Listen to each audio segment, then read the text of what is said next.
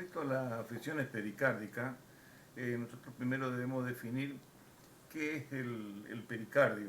El pericardio es una cubierta fibrosa que envuelve al corazón y a los grandes vasos. A nivel cardíaco está formado por dos hojas, una hoja visceral, la que se encuentra, digamos, adherida directamente al órgano, y una hoja externa que se denomina la hoja parietal. Entre ambas hojas queda un pequeño espacio que está, digamos, cubierta por un pequeño dializado líquido que permite el deslizamiento de ambas hojas entre sí, y existe un pequeño espacio virtual. Ese espacio virtual se transforma en algunos casos en espacio real con colecta de líquido, y esa colecta de líquido se denomina efusión pericárdica. Es decir, de que la efusión pericárdica es la acumulación anormal de líquido dentro de ese saco pericárdico. Esa efusión muchas veces representa una pequeña colecta que no trae mayores alteraciones para el desarrollo de la actividad normal de la actividad cardíaca. Pero ¿qué ocurre? Cuando esa efusión aumenta en forma exagerada, se produce lo que se denomina el taponamiento cardíaco. ¿En qué consiste o qué significa el taponamiento cardíaco? Es el incremento descontrolado de líquido dentro de la cavidad pericárdica, lo que produce un aumento de la presión dentro del espacio pericárdico, trayendo inconvenientes en la libre contracción del corazón. Mientras que también en algunas veces el pericardio es asiento de procesos infecciosos o inflamatorios severos, lo que van a ocasionar la aparición de constricciones pericárdicas, que son fibrosis restrictivas del pericardio, que puede estar ubicado a nivel de la hoja parietal o visceral, y que, como son retracciones fibrosas, interfieren en el funcionamiento sistólico o funcionamiento diastólico, perdón, del corazón. Cuando se hace el abordaje del corazón a través de los espacios eh, intercostales, ya sea el cuarto o el quinto, de inmediato se observa, y si ustedes ven un pericardio normal, está representado por una membrana transparente que envuelve al corazón. Y a nivel es importante anatómicamente reconocer de que a la mitad de la altura del corazón pasa o se observa correctamente en forma bien clara la presencia del nervio frénico, que cuando se van a hacer intervenciones quirúrgicas a nivel del pericardio debe ser respetado para no provocar lesiones sobre dicho nervio. Eh, la causa más común, digamos, de fusiones pericárdicas en el perro está representado por la presencia de neoplasia, dentro de las cuales tenemos las ocasionadas por hemangiosarcoma, que son tumores malignos, o bien metástasis de carcinomas tiroideos, o también existen mesoteliomas pericárdicos, que son tumores benignos, y también la presencia a veces de carcinoma metastásico de origen variado, que puede tener origen en cualquier parte del organismo, y que toma su asiento a nivel del corazón. Tiene una particularidad la presencia de esas efusiones pericárdicas. El líquido siempre es sanguinolento. También aparece otra afección con bastante frecuencia, que es la efusión pericárdica idiopática, que es de origen benigno, cuyo origen, digamos, se produce la acumulación de líquido en el espacio pericárdico, pero no se sabe cuál es la causa. Y es importante porque es la segunda causa más común de las efusiones pericárdicas, y tiene una particularidad: el líquido es no sanguinolento. Las alteraciones fisiológicas asociadas con la efusión pericárdica dependen de la velocidad y la cantidad de líquido que se acumula dentro del espacio pericárdico, como así también de la elasticidad del pericardio. Cuando esa acumulación se produce lentamente, el corazón es capaz de responder más fácilmente que cuando se produce la acumulación rápida de líquido en el espacio pericárdico, que sí, en ese caso va a provocar, ¿no es cierto?, alteraciones contráctiles importantes en la actividad cardíaca. Con respecto a la reseña, las efusiones pericárdicas idiopáticas benignas y neoplásicas son más frecuentes en perros de razas grandes y gigantes, como por ejemplo el dogo, gran danés, el mastín napolitano, etc. Pero con respecto a la anamnesis, la consulta se produce debido a la presencia de debilidad en el paciente, hay un estado letárgico, hay una intolerancia al esfuerzo, se observa también un proceso ascítico, disnea y pérdida de peso. Con respecto al examen físico, responde el mismo a la presencia de una actividad asintomática clásica, es que es típica del taponamiento cardíaco. Esa actividad está representada por pulsos arteriales rápidos y débiles, venas sistémicas distendidas y tonos cardíacos que están disminuidos.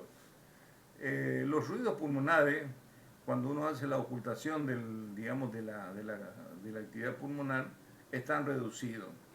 También se van a detectar soplo cardíaco como la presencia de arritmia y un aumento de la frecuencia cardíaca. Esto es muy importante porque representa un valor importante para, digamos, el diagnóstico, esta parte del examen clínico, es decir, el examen físico, que está representado, como dijimos anteriormente, por la presencia de esta actividad asintomática. El estudio a la que es sometido, digamos, el paciente para su diagnóstico está representado por la radiología. A la radiología se detecta, orienta mucho en un principio el diagnóstico y se determina, digamos, la presencia de un corazón que presenta un agrandamiento globoide del mismo y la silueta se pierde del corazón, todas las estructuras angulares, como así también su cintura, donde se aloja la arteria coronaria del corazón, y adquiere una forma globosa. También la presencia de tumores en la base cardíaca hace que desvíen el trayecto de la tráquea. Por eso es importante la obtención de placas radiográficas y observar el trayecto de la tráquea. Pero en este momento, con la presencia de la ecocardiografía, permite un diagnóstico definitivo. El radiológico permite un acercamiento al diagnóstico y el aporte de datos importantes, como la presencia, digamos, de tumores en la base del corazón, que son detectables por el desvío del trayecto de la tráquea, pero existe un método que es la ecocardiografía que permite el diagnóstico definitivo de dicha patología.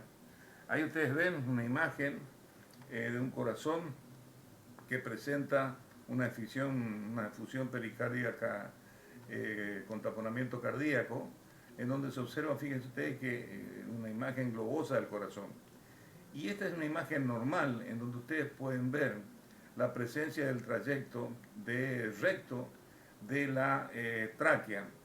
Y en este caso, ustedes están observando la presencia de un tumor en la base del corazón, el que está señalado por la flecha roja, y fíjense cómo se produce el desvío de la trayectoria, formando una especie de gancho, ¿no es cierto? Se desvía el trayecto de la tráquea por la presencia de ese tumor radiopaco que se encuentra en la base del corazón.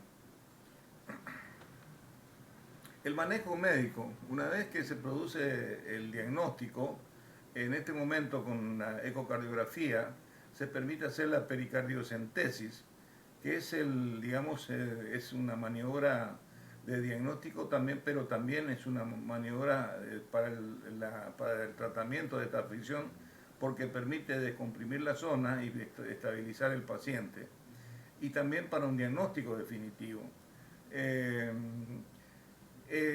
Lo que es conveniente hacer es hacer una punción guiada por ecocardiografía, extraer líquido, y ahí ya vamos a tener una particularidad.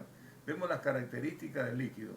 Si es un líquido transparente, podríamos pensar en una efusión pericárdica idiopática. Si es sanguinolenta, podemos pensar de que se produce o que es producto de la presencia de una metástasis o la presencia de tumores digamos, en el corazón y que es lo que determina la efusión pericárdica sanguinolenta, con líquido sanguinolento. En ese caso, en cualquiera de las dos situaciones es conveniente de que ese líquido sea enviado al histopatólogo para que haga un estudio citológico del mismo y trate de determinar o no la presencia de células malignas en digamos, en el contenido de esa efusión pericárdica.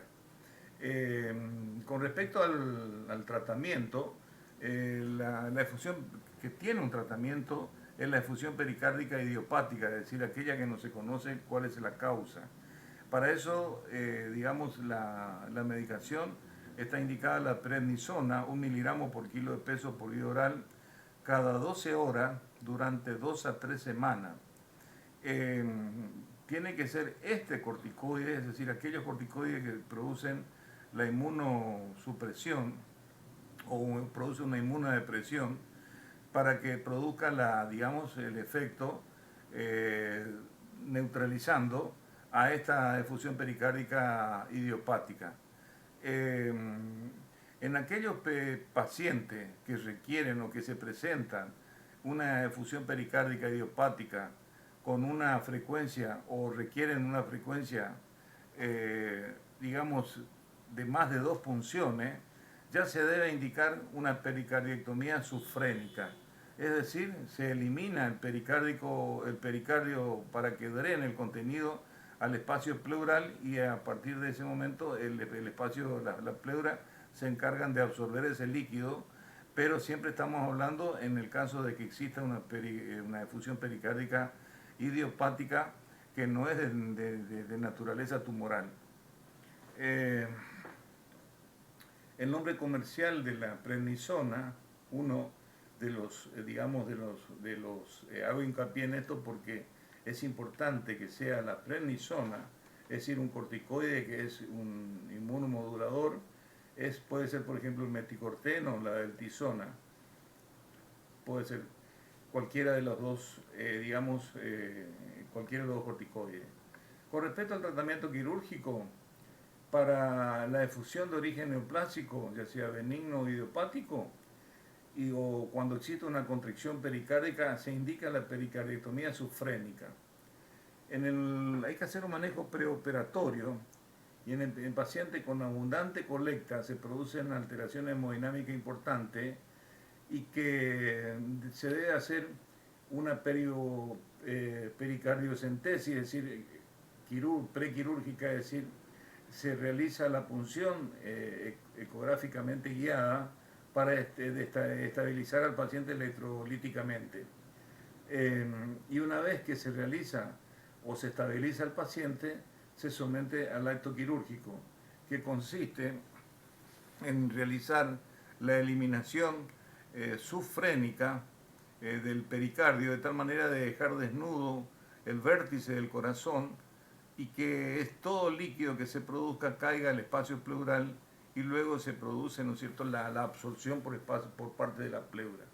Para eso se realiza una exposición a partir del cuarto o quinto espacio intercostal, se hace una incisión por debajo del nervio frénico, se trata de eliminar la mayor cantidad de pericardio, se elimina o se secciona el ligamento pericardio frénico y de esa manera se realiza una gran ventana en el lateral del corazón. De esa manera todo el líquido que se produce va a ser recogido por el espacio pleural y absorbido y eliminado por la pleura. Ahí ustedes vuelven a ver la imagen, es muy concreta, la imagen de cómo se observa el nervio frénico y se expone el corazón, se realiza una incisión subfrénica, eliminándose haciendo una gran ventana pericárdica, de tal manera de que toda la secreción sea eliminada al espacio pleural, como habíamos dicho anteriormente. Con respecto al pronóstico, la pericardiectomía es paliativa para la efusión pericárdica neoplásica, porque habíamos dicho de que la mayoría de las veces las neoplasias son malignas. Por ese motivo hay que hacer un estudio del líquido pericárdico, fundamentalmente si es sanguinolento, para ver la presencia o la existencia de célula, digamos, carcinomatosa, mientras que es curativa para la forma digamos, de la forma idiopática. En mesotelioma también la sobrevida es larga, más de un año digamos, en los pacientes que la padecen, mientras que cuando se produce digamos, la presencia o se detecta la presencia de hemangiosarcoma a nivel del pericardio, la sobrevida es corta, es de 4 meses aproximadamente. Miren, yo creo que siempre hay que buscar las posibilidades que le brindan, conocer algunas técnicas, pero no solamente para lo que uno ha estudiado, sino que también para ser aplicado en otras maniobras. A mí el manejo del abordaje digamos, de la cavidad pleural me ha permitido, digamos, utilizar la misma para otros fines. En este caso, me ha permitido realizar la extracción de un proyectil y aportar, digamos, algunas pruebas desde el punto de vista forense y permitieron, digamos, resolver un caso forense en medicina humana.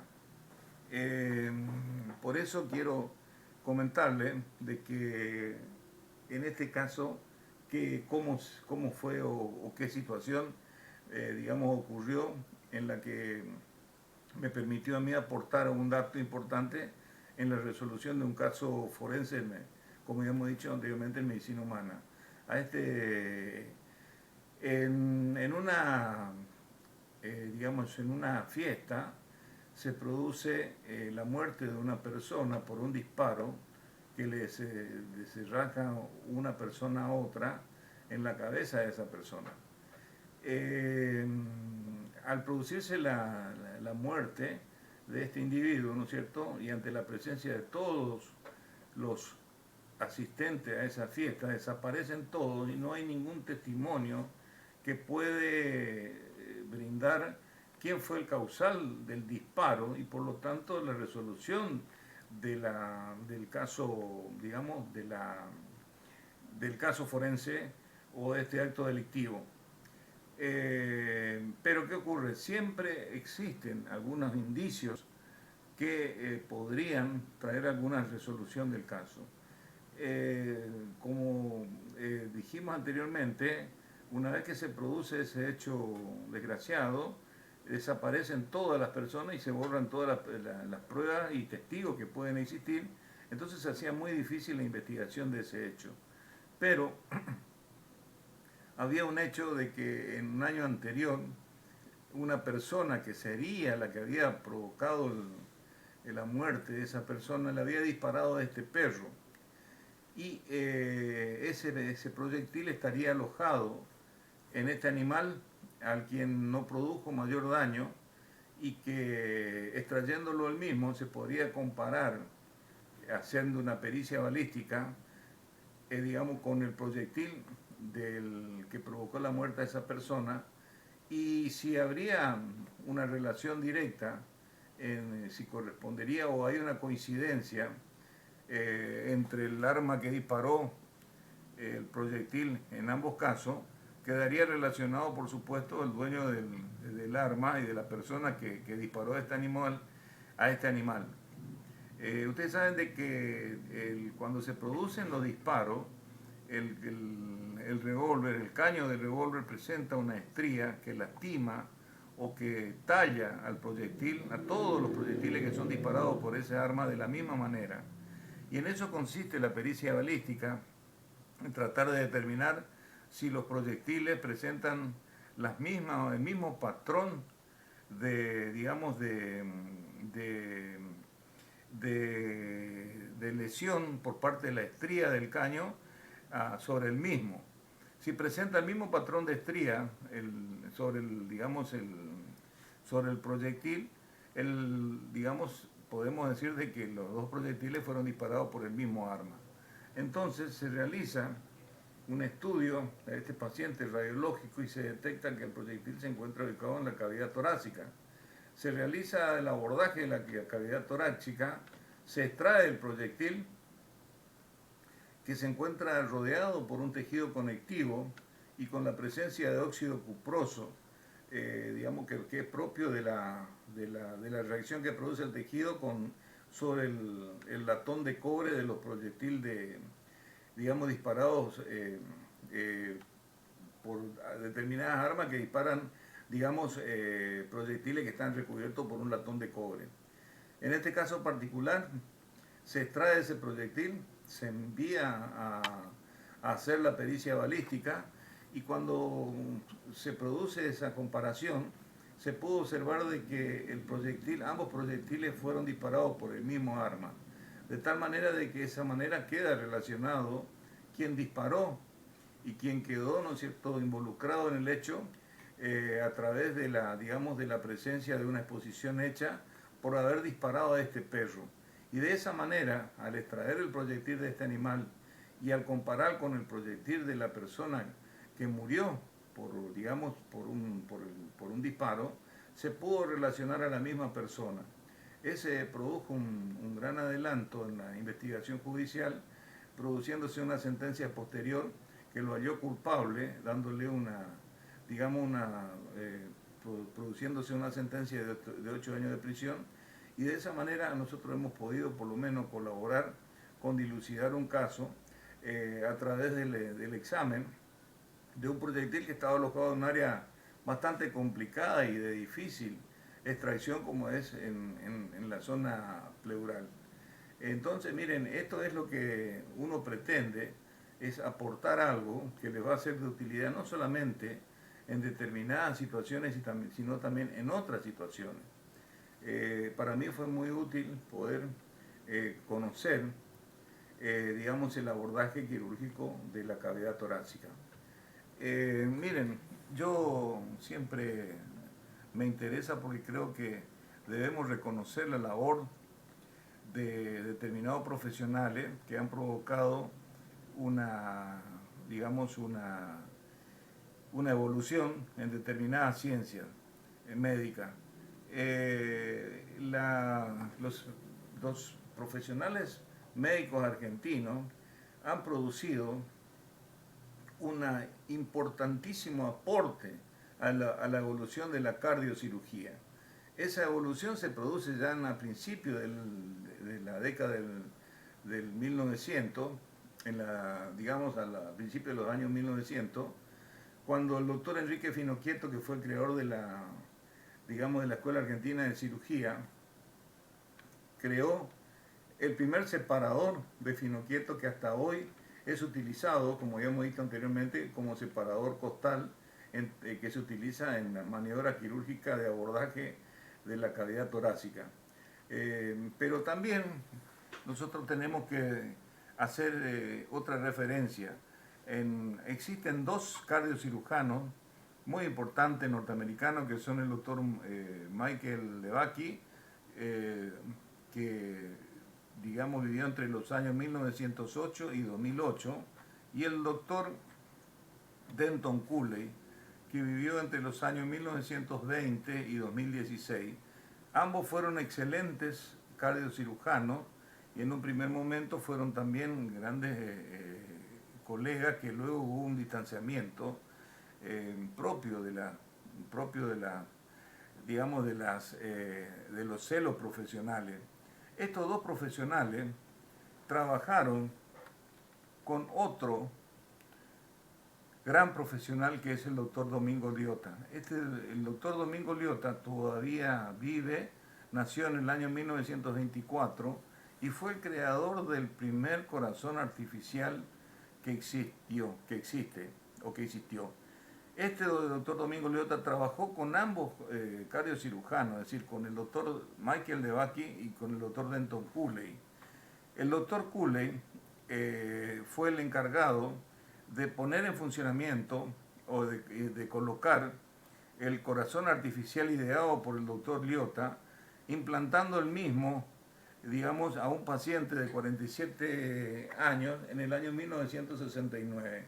Es decir, que fíjense ustedes que el doctor Domingo Liotta, prestigioso cardiocirujano argentino, nacido en la ciudad de Diamante, Entre Ríos, aporta el primer corazón artificial a la ciencia, provocando también un gran adelanto en la cardiocirugía. Fíjense el gran aporte que produce, ¿no es cierto?, otro gran cardiocirujano como fue el doctor Domingo Liotta. Ni qué hablar, ¿no es cierto?, del doctor René Favaloro, que provocó, me dice, con la invención o la creación del bypass, el inventor del bypass, ¿no es cierto?, de esa técnica quirúrgica tan importante que salva todos los días grandes números innumerables de vidas, que consiste en realizar, digamos, la colocación de un injerto, de un vaso, transportando sangre desde una gran arteria, como puede ser la aorta, a un vaso que se encuentra obstruido. Es decir, de que él aportó, o fue el creador, de ese gran invento que fue el bypass.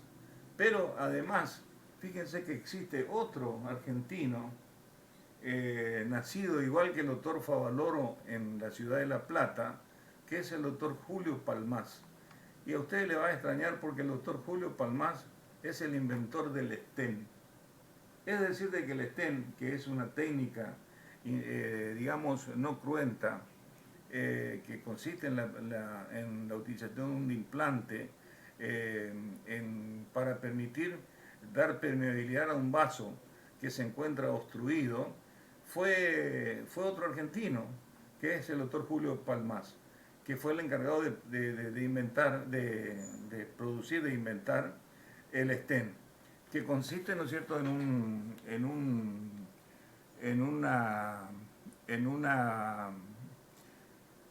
un elemento que se coloca dentro de una arteria obstruida y que se expande la misma, dando permeabilidad posterior permanente al mismo. Es decir, de que la cardiocirugía estuvo rodeado de grandes inventores argentinos que han provocado un gran avance dentro del desarrollo de dicha ciencia. Siempre es importante de que la tarea se realiza formando un equipo de trabajo y eso permite el gran avance, ¿no es cierto?, de la ciencia. Entonces yo invito a que hagamos trabajos digamos, en equipo para ir provocando, digamos, un avance importante en la tarea de investigación y en el trabajo, en cada área de trabajo de cualquier área.